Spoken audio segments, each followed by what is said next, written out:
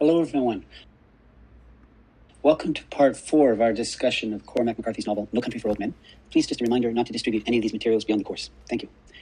Before we get going, I would encourage you to watch these timestamps from the film. You can click on this link on your course outline and go to Criterion On Demand and watch those 6 or so minutes of the film. This is what we're going to talk about in the novel. Basically, it will cover Moss returning from the drug deal in the desert and hiding the money in his trailer, right up to before Sugar's interesting discussion in the Texaco gas station.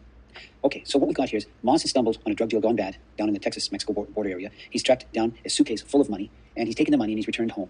And as he's gone home, he's kind of suffering from guilt. And he makes a decision. We would call this a fatal peripeteia. It's an old Greek term, a decision that changes the course of your life. So if you look near the top of page 23, he's lying in bed thinking things through, like, I took the money, what are the possible ramifications? And I left that one living guy out there in the truck.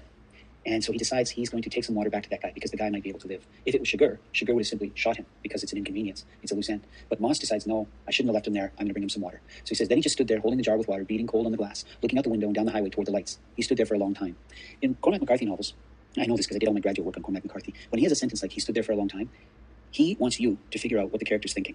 McCarthy believes that he set the context up enough so that you will be able to figure this out yourself. It's very difficult to figure this out sometimes. With this particular novel, for example, the first time I read this novel, it was the first time I was ever disappointed by a McCarthy book. I was kind of surprised because I'd done all this work on McCarthy, and I thought, oh, this is kind of a weak, boring book.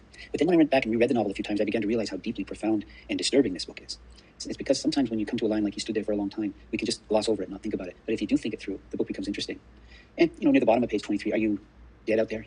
He said, hell no, you ain't dead. In other words, probably you're still alive in that truck and you're dying of thirst. I better bring you some water. And on the next page, page 24 here, when Carla Jean confronts him, she says, what are you doing? And he says, I'm fixing to do something dumber than hell, but I'm going to do it anyways. And that's real understatement, because by going out there, back to that location, who knows who's going to be out at that drug deal? I mean, there are radios, and even back in 1980, there was ways of communicating with, the headquarters, and other gangsters could have located the site by now. There could be anybody out there. But Moss knows that he could not live with his conscience the rest of his life if he let that guy die. So he's decided to return to help the dying Mexican. And of course, he gets spotted because the gangsters, the cartels, have returned to that site. And they see his truck, and of course they take the identification label off his truck, and now they're going to be able to track him down. And for the rest of his life, they're going to know his name. And pretty quickly, they're going to know his address and his family and everybody else, and this is the cartels. And they'll kill everybody to get your money, to get their money back. The cartels are absolutely ruthless. They have terrible habits to get what they want. I remember about 10 years ago, the new habit for the cartel was that if you talk to the police about the cartels, they'd take you out to the desert, bury you in the sand up to your neck, scalp you, and let the sun burn into your scalped head until you die. Or they would stand you up in a pile of empty car tires and stand you in the middle up to your neck and light the rubber on fire. They're absolutely brutal. So when Moss decides to take water back to that guy, he's taking an enormous chance, which tells you a lot about his moral compass. He values human life. So he does go back. Of course, they find him and they chase him, but he jumps into the river. Now, this has kind of been added into the film. But before he gets to the river and he's on his way back, he's looking at the desert. And there's a line in the novel that says, the rocks there were etched with pictographs, perhaps 1,000 years old. The men who drew them, hunters like himself. Of them, there was no other trace. McCarthy, this is similar to the epigraph for his novel, Blood Meridian. What it's saying is that we've always been hunters and predators. And it's a very subtle clue in the novel, because this is kind of the message that Sheriff Bell will come to at the end of the novel. I'm just pointing it out. It's very difficult to catch it the first time you read the novel. But this is saying violence is nothing new. Violence has always been here as part of human nature. And Sheriff Bell, the protagonist of the novel, is getting older and struggling with wondering why violence is getting so bad. Well, he has a rude awakening like this at the end of the novel. But back to the film for a second. There's a scene where Moss jumps into the river to escape the cartels. And it's interesting because the scene starts off at night when he returns to give water to that gangster. And the cartels spot him. And as he runs away towards the river, you can see the skies getting lighter. And he dives into the river. And by the time he emerges from the river, he quickly loads his gun and manages to shoot the pit bull. It's about to maul him. And it's day. And it's a symbol of transformation. You'll notice, do you remember when the first time you see Moss in the film, he says, you hold still, and he shoots at that antelope and he misses. Okay, well, now that he's taken the money, now he's in the world of Sugar. And he shoots at the pit bull and he doesn't miss, because now he can't afford to miss in this world that he's entered. He took the cartel money, and you cannot afford to miss anything or you're dead. Now that he's in the world of the cartels and Sugar. The problem is, we know right away here from the beginning of the novel, he is not objective enough or removed enough to survive in this world. He's very hardy, he's very strategic, he's very intelligent, but he's not a killer like the people he's dealing with now. And this is a world of death and violence. And that's why this quote on page 11 is very important. How do you maintain morals in a world that's dominated by predators and hunters? But let's step back just a moment to before the river and his escape. So Moss has returned to help this dying Mexican. And as he gets there, as he's walking along, he's thinking to himself. And at one point he said, everybody's something. And if you skip ahead a few pages, he'd had this feeling before in another country, or you ain't one of them, not yet. These are all giving connotations of Moss's grace and charity. Everybody's something. Everybody deserves a chance to live. This attitude is going to put him at a disadvantage with Sugar. Or he'd had this feeling before in another country. That's a reminder that, Moss is very competent. As you know from having read the novel, he's a veteran of the Vietnam War. He's probably overly confident. He does not understand the world that he's plunged himself and Carla Jean into by taking cartel money. When he says you ain't one of them, not yet, he's talking about those dead gangsters out in the desert.